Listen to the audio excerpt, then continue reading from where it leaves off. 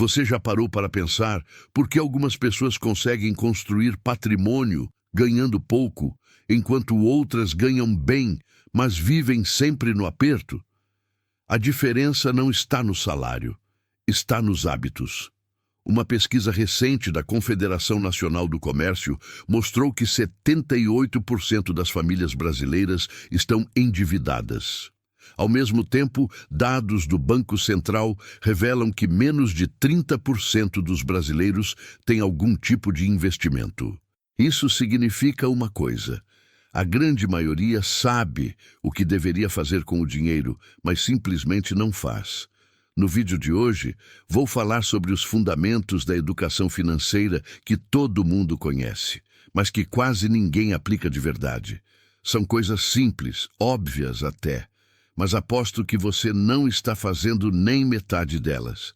E o mais importante, vou te mostrar por que esses hábitos básicos são mais poderosos do que qualquer estratégia mirabolante de investimentos. Vamos lá. O primeiro hábito que separa quem constrói riqueza de quem vive sempre quebrado é gastar menos do que ganha. Parece óbvio demais, né? Mas olha só esse dado.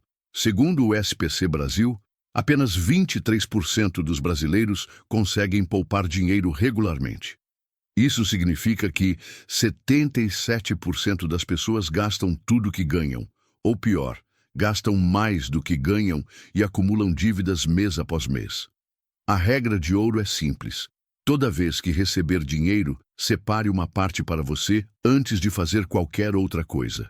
Trate essa quantia como uma conta que você deve pagar para si mesmo, uma conta que não pode atrasar. E se esse conteúdo está fazendo sentido para você, deixa seu like agora e se inscreve no canal. Isso ajuda mais pessoas a terem acesso à educação financeira de qualidade. Quanto você deveria guardar? O mínimo recomendado são 10% da sua renda. Se você ganha R$ 3.000 por mês, são R$ 300. Se ganha 6.000, são 600. E, obviamente, quanto mais poupar, melhor.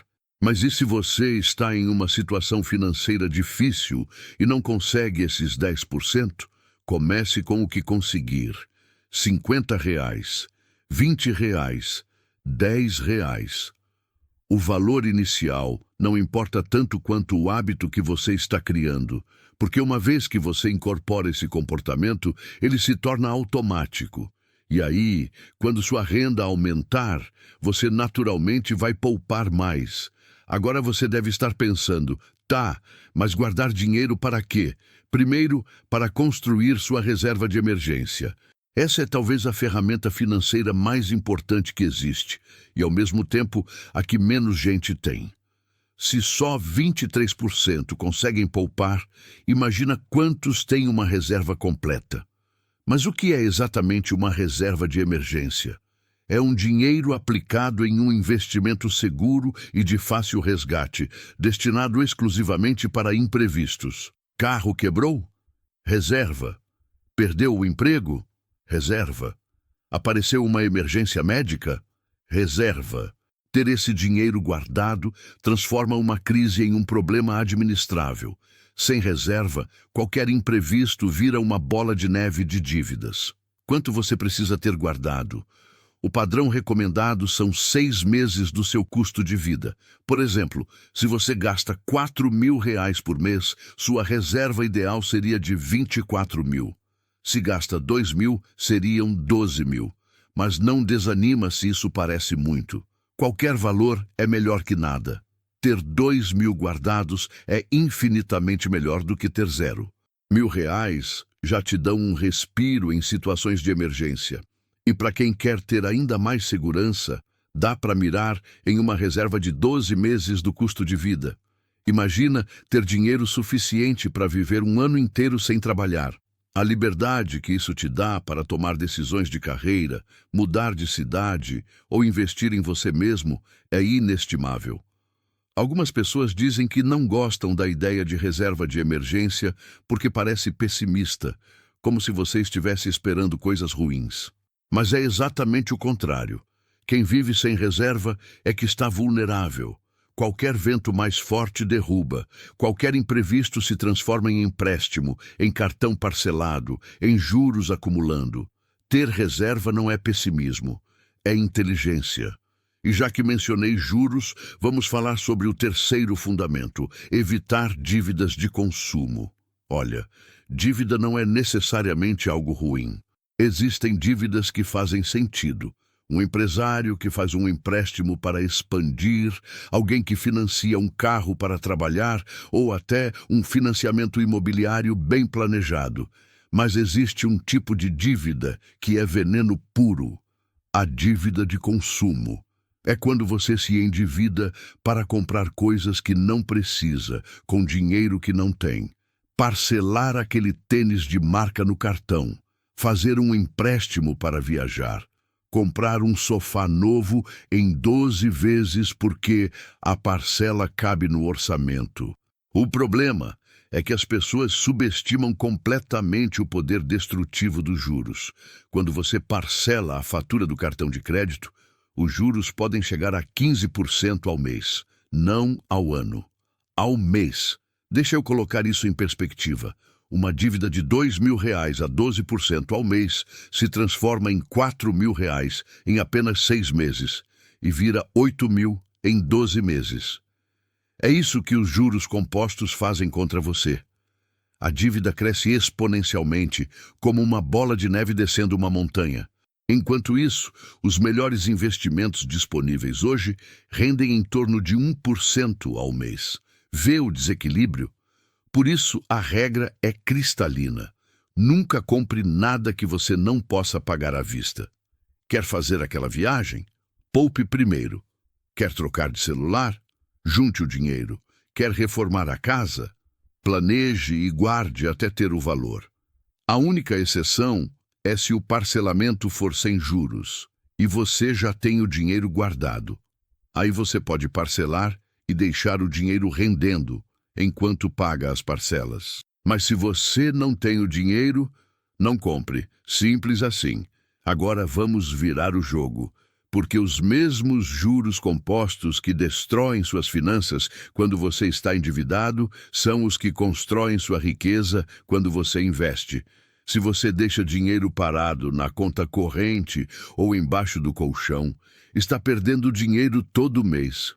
A inflação corrói o poder de compra. Até a poupança mal acompanha a inflação hoje em dia.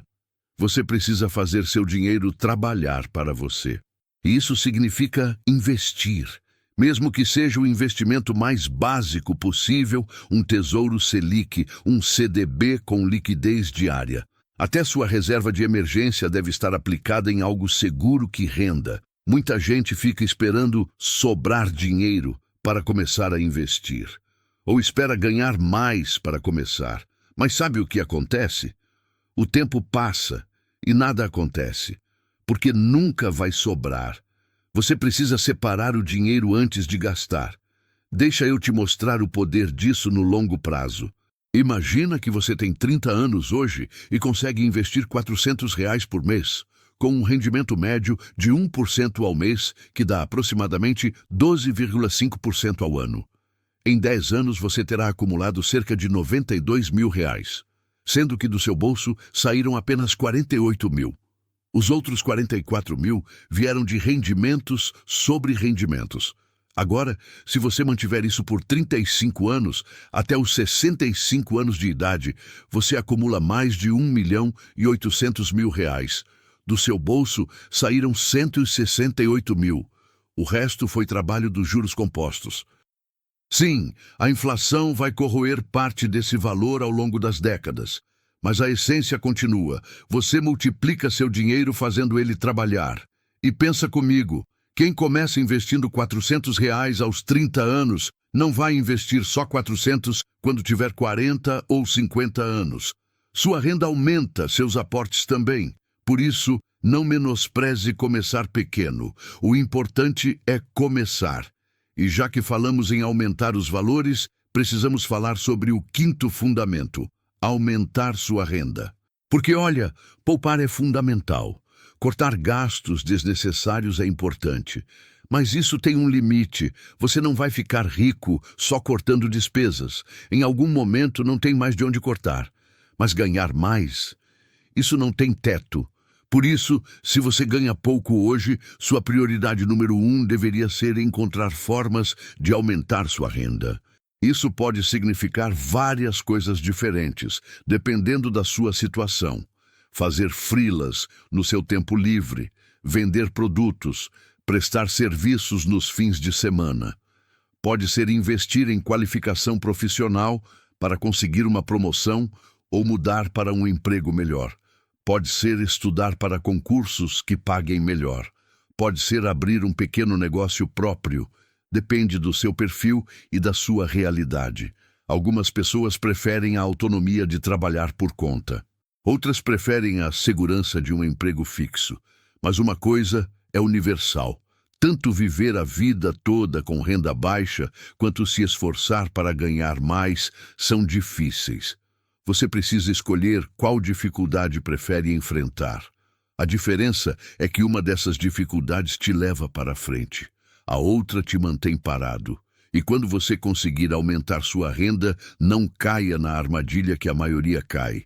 Qual armadilha? Aumentar os gastos na mesma velocidade que a renda aumenta. É o que acontece com a grande maioria das pessoas. Ganhava 3.000, gastava 3.000, passou a ganhar 6.000, passou a gastar 6.000. Aluga um apartamento mais caro, compra um carro melhor, janta fora com mais frequência, assina mais serviços de streaming, troca de celular todo ano e no fim do mês, mesmo ganhando o dobro, continua zerado. A chave é essa. Quando sua renda aumentar, você pode e deve melhorar sua qualidade de vida, mas não precisa gastar tudo a mais que ganhou. Pensa comigo. Se você ganhava 3.000 e gastava tudo, e passa a ganhar 6.000, você pode aumentar seus gastos para 4.000 e poupar 2.000, ou gastar 4.500 e poupar 1.500. Sua qualidade de vida melhora muito saindo de 3.000 para 4.500 de gastos. Mas você ainda consegue guardar uma quantia significativa. Se você tem família e precisa de mais conforto, pode gastar até 5.000 e ainda poupar 1.000 por mês. Continua sendo uma evolução enorme. Isso vai depender da sua situação individual. Onde você mora, se tem filhos, quais são seus custos fixos, mas o princípio é sempre o mesmo. Nunca aumente seu padrão de vida na mesma proporção que sua renda aumenta. Viva abaixo das suas possibilidades. Mantenha a simplicidade. Isso te traz uma tranquilidade financeira que nenhuma compra traz e acelera muito a construção do seu patrimônio. E isso me leva ao último fundamento, talvez o mais importante: construir sua própria aposentadoria, porque todos nós vamos envelhecer. E quando você chegar lá, vai querer ter dignidade e tranquilidade. O problema é que o sistema brasileiro de previdência está indo em direção ao colapso. A taxa de natalidade está despencando. As famílias estão tendo cada vez menos filhos. Ao mesmo tempo, as pessoas estão vivendo mais. As projeções do IBGE mostram que nas próximas décadas teremos mais gente aposentada do que gente trabalhando e contribuindo. Mais gente recebendo do que gente pagando. A matemática não fecha. Hoje, 70% dos aposentados pelo INSS recebem apenas um salário mínimo e a situação só tende a piorar. As contas da Previdência já estão no vermelho há anos. A tendência é que ou os benefícios diminuam ainda mais, ou a idade mínima para aposentar suba para 75 ou 80 anos. Por isso é tão crítico você não depender desse sistema. Você precisa construir sua própria aposentadoria. Deixa eu te mostrar um exemplo mais realista de como fazer isso. Imagina que você tem 30 anos hoje e começa investindo R$ 500 por mês. Mas ao longo dos anos, conforme sua renda cresce, você aumenta esse valor em 10% ao ano. Então no primeiro ano você investe 500 por mês. No segundo ano, 550. No terceiro, 605. no quarto 665, e assim por diante. Se você fizer isso durante 35 anos, até os 65 anos de idade, com um rendimento médio de 12% ao ano, vai acumular aproximadamente 7 milhões de reais.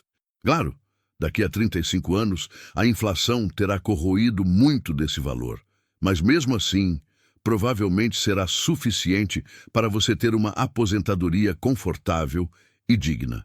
Muito, muito melhor do que depender de um salário mínimo do INSS. E olha, não importa se você não tem 30 anos, talvez você tenha 40 ou 50, ainda dá tempo. Quanto antes começar, melhor. Mas o segundo melhor momento é agora. Começar aos 40 ainda te dá 25 anos até os 65. Começar aos 50 ainda te dá 15 anos. É tempo suficiente para fazer diferença. O importante não é a idade que você tem, é a decisão de começar. Então vamos recapitular os 7 fundamentos que vimos hoje. Primeiro, gaste menos do que ganha. Poupe no mínimo 10% de tudo que receber. Segundo, construa uma reserva de emergência de pelo menos 6 meses do seu custo de vida. Terceiro, fuja das dívidas de consumo como se fossem veneno, porque elas são. Quarto, invista seu dinheiro. Faça os juros compostos trabalharem a seu favor, não contra você. Quinto, busque aumentar sua renda. Economizar tem limite, ganhar mais não tem. Sexto, quando ganhar mais, não gaste tudo a mais. Mantenha simplicidade no padrão de vida. E sétimo, construa sua própria aposentadoria. Não conte com o INSS. Nada disso é complicado. Nada disso é segredo guardado a 7 chaves. Mas é exatamente isso que separa quem vai ter tranquilidade financeira no futuro de quem vai depender dos outros na velhice. Se você assistiu até aqui, deixa seu like no vídeo e se inscreve no canal se ainda não é inscrito. E me conta nos comentários, qual desses fundamentos você já pratica e qual precisa começar hoje? Nos vemos no próximo vídeo.